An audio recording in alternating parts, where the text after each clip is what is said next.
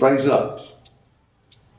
உலக காரியங்களில் ஒன்று சொல்லுவாங்க, ஒரு பழமொழி சொல்லுவாங்க, நாம் ஒன்று நினைத்தா தெய்வம் ஒன்று நினைக்குன்னு சொல்லுவாங்க.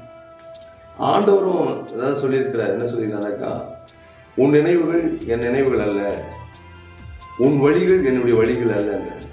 இப்போ நம்ம ஒரு வழியில் போகணும்னு நினைச்சோம்னா அது தேவனுடைய வழியா அப்படின்னு பார்த்தா இல்லை. அப்போ அவர் வழி எது? அருமையான வேத வசனம் சங்கீதத்தில் 127வது சங்கீதத்தில் கூட ஒரு வசனம் சொல்றது, கர்த்தர் வீட்டை கட்டாராய்கள், அதை கட்டுவருடைய பிரயாசம் விருதா. பாருங்க, ஒரு மனுஷன் அவனுடைய மென்டாலிட்டியில என்னென்னமோ யோசிக்கிறான், என்னென்னமோ சிந்திக்கிறான், இதை செய்யலாம், அதை செய்யலாம், இதை பண்ணலாம், அதை பண்ணலாம், பிளானிங். ஆனால் இதெல்லாமே சக்சஸ் ஆகுறதா அப்படின்னாக்கா, வேதம் சொல்றது, கர்த்தர் அந்த காரியத்தில் உதவி செய்தால் மட்டும்தான் அந்த காரியத்தில் நாம் ஜெயம் பெற முடியும். கர்த்தர் வீட்டை கட்டணும், கர்த்தர் அந்த காரியத்துக்காக உதவி செய்யணும். நீங்கள் எந்த காரியம் செய்தாலும் அந்த காரியத்தில் தேவன் விருப்பப்பட்டாதான் அந்த காரியம். அது மாத்திரம், கர்த்தர் நகரத்தை காவல்காரர்கள் காவல்கள் விழுத்திருக்கிறது விருதா. இன்னைக்கு இந்தியா லெவலில், தமிழ்நாட்டு அளவில் அநேக படைகள், ராணுவப்படை, விமானப்படை, கப்பல் படை, ஏனப்படை, இப்படி நிறைய படைகள் இருக்குது. இப்போ முப்படைகள் இருக்குது.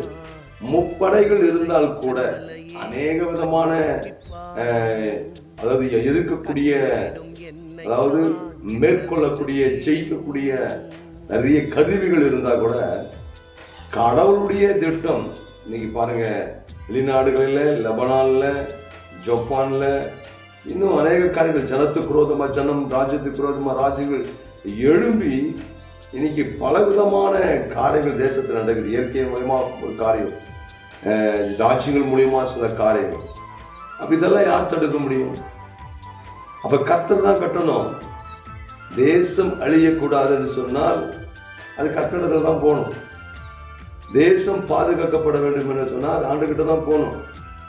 அதுபோல அன்றைய எல்லா காரியங்களிலும், வேலையா இருக்கட்டும், ஊழியமா இருக்கட்டும், அது எந்த ஒரு காரியமும் தேசத்தில் எந்த ஒரு காரியம் இருந்தாலும் சரி, அதை கர்த்தர் கட்டவில்லை என்று சொன்னால், கர்த்தர் வீட்டை கட்டாராய்கள், அதை கட்டுவருடைய பிரயாசம் தான்.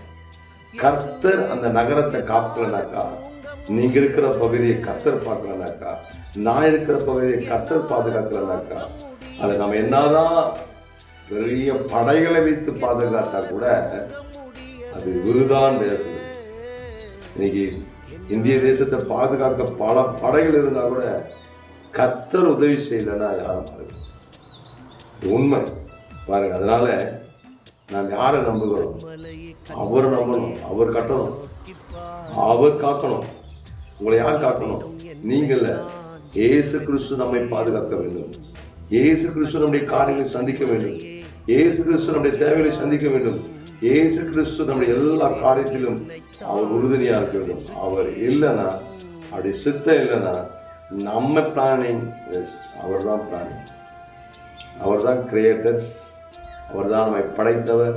அந்த தெய்வத்தை, ஆண்டவராக இயேசு கிறிஸ்துவை நாம் நம்புவோம், விசுவாசிப்போம். அவர் தாமே நம்மை ஆசீர்வதிக்க வல்லவராக இருக்கிறார். கர்த்தருடைய பரிசுத்த நாமத்துக்கு மகிமை உண்டாவதாக. ஆமென். Praise the Lord.